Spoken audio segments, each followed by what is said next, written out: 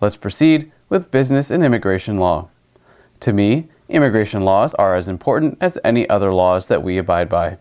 We express our gratitude to Attorney Ramesh Khurana of the Khurana Law Firm for always keeping us posted and up to date with the most recent advancements in the immigration arena. This week, Attorney Khurana lays special emphasis on the filing of the new H-1B after the 221G visa refusal. The moderator on this set is Attorney Kenneth Haber from Boyd's, Maryland. Let's enjoy this upcoming informative segment. Welcome. My name is Kenneth Haber.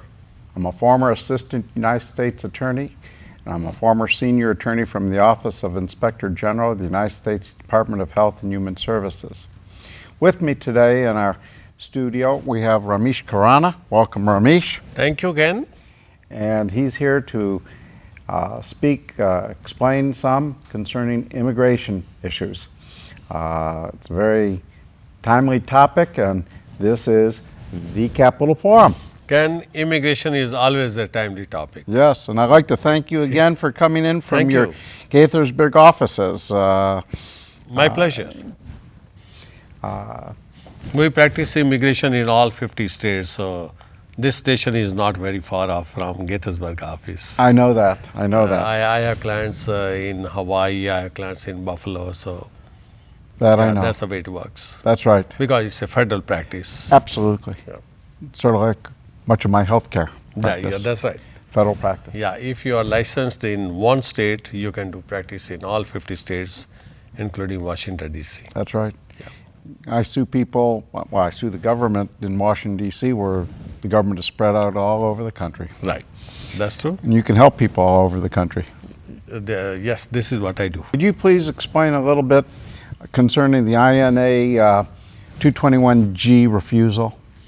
I'll be very happy to do that, though I don't like any of my clients to receive the 221G letter. Whenever some H-1B beneficiary who has been interviewed at the U.S. Consulate overseas and he's given a 221G letter, that person really becomes nervous, because that's the way this process is. Unfortunately, IT consulting companies, sometimes they are the targets of issuance of these kinds of letters whenever their employees they are interviewed overseas. Main issue is right to control, and second is how do you demonstrate that there is an employer-employee relationship. Most of the times there is no problem with the employee. Employee is very well qualified, maybe he is holding a master degree or PhD degree, and his profile is outstanding. He has got 5 years of experience in the IT field, but the major problem is the employee is not working with the IT consulting company at their location. He is working off-site. He is working with some end client, and between the end client and the employer, there may be 2-3 layers. So you have to fully document and explain like what are the layers in between and how contractually everybody is responsible, and how the employer or the petitioner is going to monitor the activities of the employee at the end client location. If you have documented this chain very well and provided full explanation, then of course it will work.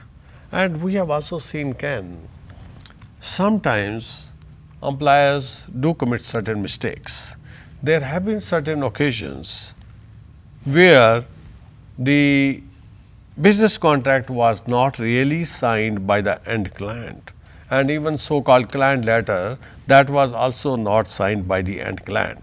They will send an email to the end client seeking certain information whether this business contract was signed by them or not, or this end client letter was signed by them or not.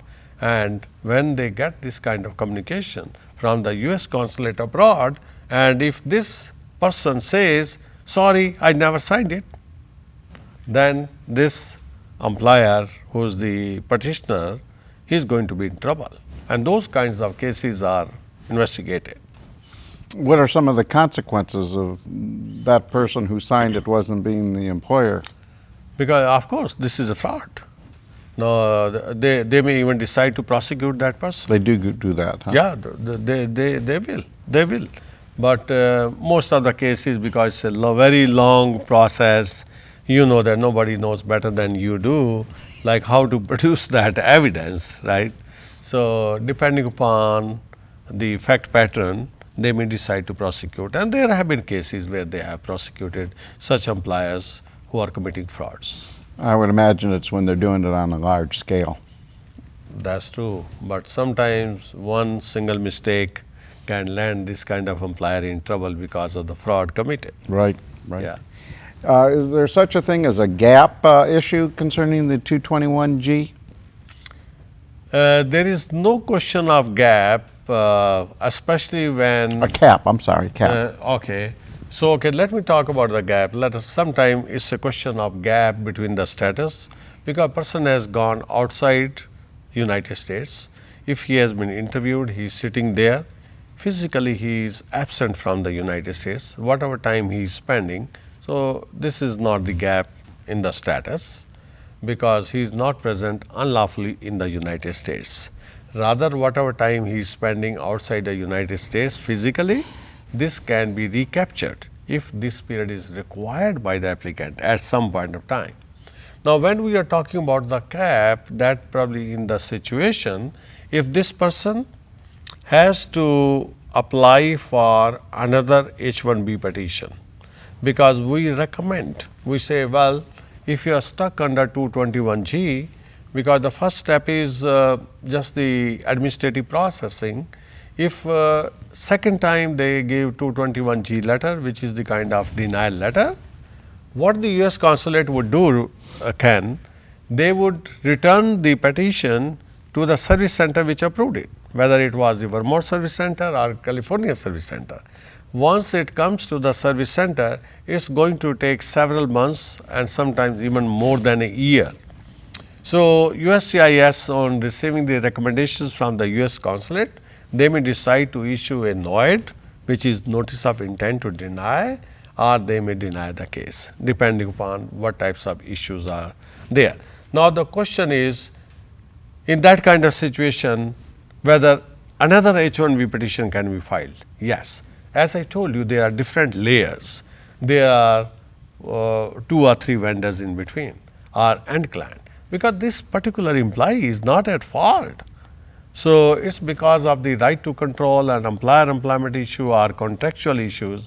This is not the problem with the employee. He has not done anything wrong. He is clean. In that kind of situation, if the end client wants to file another petition, so it is not subject to the cap. You know, if it is within 6 years or there are certain other exceptional issues where I-140 is approved, then H-1B petition can be filed for 3 years. Is it advisable to withdraw the initial H-1B visa petition? Ken, as I said, the petition is filed by the employer. Now, this employee is now being approached by the vendor in between or the end client, because they find this employee very useful to them, because he has been working on some particular project and they want this employee to come back and restart working on their particular project. So, in that kind of situation, the employer has changed. So, this employee does not have any control over his previous employer, because H-1B petition is filed by the employer, not by the employee. So, he cannot write to USCIS or the consulate that I want to withdraw. This is not his petition, he is the beneficiary, and only the petitioner has right to withdraw. So, it does not matter whether the existing petition is withdrawn or not. If the new employer is willing to file a petition, in fact, that is the answer to this kind of situation. When a person is stuck under 221G, the best recourse is for the new employer to file the petition. If other conditions are satisfactory, the petition will go through very smoothly. Very good. Nowadays, with the internet and all the various means of communication we have, is it permitted for an H-1B visa holder to work remotely from outside of the United States? And if so, what benefit is it if he's outside the United States? He doesn't need the H-1B. You are 100% right, Ken, because you need H-1B visa when you are working within the territory of United States. If you are working outside the United States, it doesn't matter. You know, USCIS doesn't control people who are working from remote locations. So, if a person is on H-1B in your fact pattern situation, he goes to India and he is issued a 221G letter by the US Consulate. Sometime it goes through the administrative processing and the person is working on a project which is significantly important to the employer. Employer might give an option to the employee that I will provide you the remote access while you are sitting in your country and you may start working on it. And if the agreement between employer and employee is acceptable to both the parties, USCIS or the US Consulate overseas has got nothing to do with it. This is the decision by the employer and the employee, and it's working outside the territory of the United States. Will it have any sort of impact for a subsequent application of an H-1B where it'll show that there is a working relationship between him and whoever's on the other end of that connection? I can tell you, otherwise very hard to say certain things with certainty with so much confidence, but here I can say with confidence, absolutely not. It will have absolutely no repercussions on the subsequent applications which are to be filed on behalf of the beneficiary, because this action is taking place outside the United States. Could it be helpful, though, in establishing that, yes, he is working for that person? He is working for that person, and moreover, it's a question of responsibility, because he was working on a project and now he has been asked to continue to work on that project. So, it's very beneficial for the US employers who is employing so many people based on the working of this person, because he is creating this project based upon which so many other people may be dependent, or so many other ancillary companies who are doing business in the United States, they may be dependent. So, it's beneficial. So, it will not have any repercussions.